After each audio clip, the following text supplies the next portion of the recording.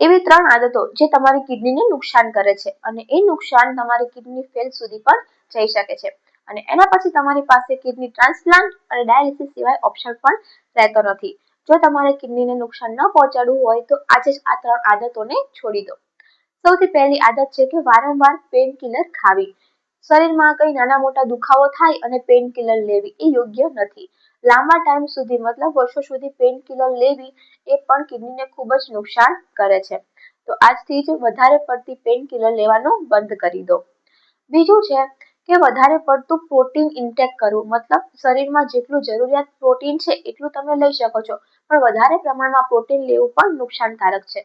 ખાસ કરીને 40 કરતાં વધારે ઉંમરવાળા લોકો, જેને બીપી છે, જેને ડાયાબિટીસ છે, એ લોકોને ખાસ પ્રોટીન જરૂરિયાત મુજબ લેવું જોઈએ. વધારે પડતું પ્રોટીન ઇન્ટેક કરવાથી કિડની પર હાઇપર ફિલ્ટરેશનનું દબાણ આવી શકે છે, જે કિડનીને નુકસાન કરે છે. ત્રીજું છે જે બધા લોકો અત્યારે કરે છે, પેશાબને રોકી રાખે છે. પેશાબને વારંવાર રોકી રાખવાથી ત્યાં ઇન્ફેક્શન લાગે છે અને એ ઇન્ફેક્શન તમારી કિડનીને પણ ડેમેજ કરી શકે છે.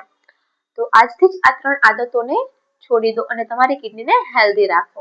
અને હા, આ માહિતી ગમી હોય તો અમારી ચેનલને સબસ્ક્રાઇબ કરજો અને આ વિડીયોને જરૂરથી ઘણા લોકોમાં શેર કરજો. Thank you.